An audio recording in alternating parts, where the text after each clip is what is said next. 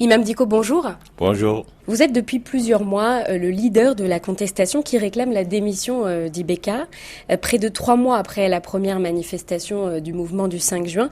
Est-ce que vous demandez toujours le départ du président? Vous savez, moi, je n'ai jamais parlé de son départ ou de son maintien. Mais d'autres personnes, d'autres voix se sont levées pour demander son départ.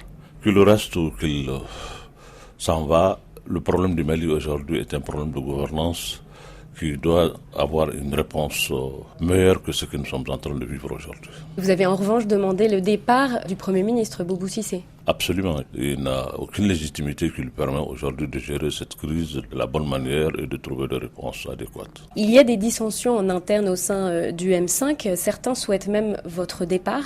Quel avenir pour le mouvement de contestation aujourd'hui? Nous sommes un groupe où il y a des idées et nous avons besoin d'un temps pour harmoniser tout. Un groupe comme ça, les gens ils sont libres de donner leur point de vue par rapport à telle ou telle question. Cela ne peut pas paraître comme des dissensions. Demander mon départ, je ne sais pas mon départ pour aller où, je n'en sais rien. Aujourd'hui, vous restez l'autorité morale du M5?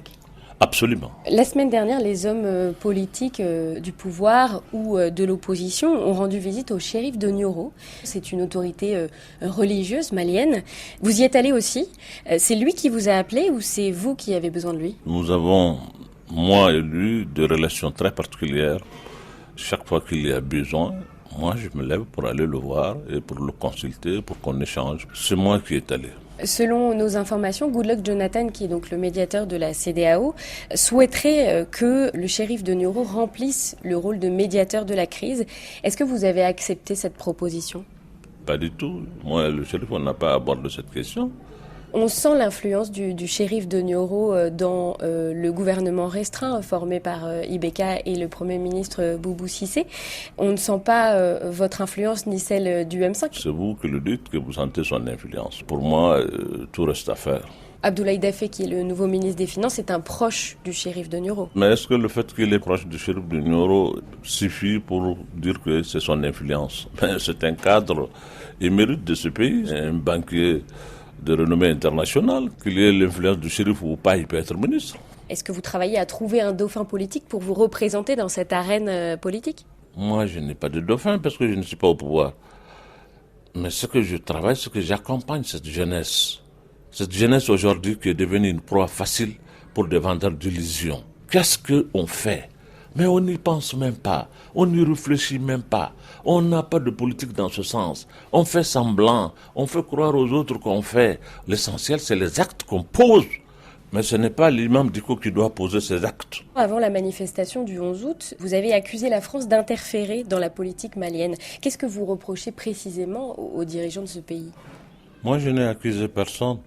Je dis tout simplement que nous sommes un peuple souverain qui doit être respecté comme nous respectons aussi les autres. Il y a des mauvaises langues qui essayent de dire que Dicko, c'est quelqu'un qui veut faire un truc théocratique, il veut instaurer la charia, il veut bafouer le rôle des femmes. C'est parce que je suis musulman ou je parle arabe ou j'interprète le Coran. Ça suffit pour faire de moi un rigoriste, un anti-français, un anti-je ne sais quoi. Écoutez, ça ne tient pas debout. Pourtant, certains de vos partisans ont un discours accusateur. Ils accusent la France d'être en partie responsable des problèmes que connaît le Mali aujourd'hui. On n'a pas consulté la France pour choisir Ibeka. Nous l'avons choisi, nous, ici, souverainement. En tout cas, si la France l'impose autrement, moi, je n'en sais rien. La France n'est pas venue dans nos mosquées pour nous parler d'Ibeka. C'est nous qui avons fait campagne. La corruption qui sévit dans notre pays, c'est pas la France, c'est nous. Cette mauvaise gouvernance, c'est nous. Le fait d'opposer les communautés qui s'entretuent, c'est nous. Nous avons un problème au Mali, c'est un problème de gouvernance réelle. Nous devrons faire face à cela au lieu de faire le faux-fuyant en essayant d'accuser les gens de tous les maux d'Israël. Qu'est-ce que vous répondez à ceux qui vous accusent d'avoir un double discours? Celui pour vos partisans et puis celui pour les Occidentaux. Vous voulez que ce que je dis dans la mosquée, je dis la même chose dans la rue? C'est pas cohérent. La mosquée, c'est la mosquée. Quand je suis dehors, je suis un citoyen qui défend ses idées, qui parle du pays. Écoutez, c'est pas parce que je suis religieux qu'il m'est interdit de faire ça. Mais le pape, c'est un chef de l'État. Ce n'est pas politique, ça. Imam Dicko, candidat en 2023, ça ne se produira pas. Ce n'est pas vraiment par malice que je le dis. Je suis un imam, c'est ce que je sais faire de mieux. Inch'Allah, je resterai imam. Je ne serai candidat de rien. Imam Dicko, merci. Merci bien.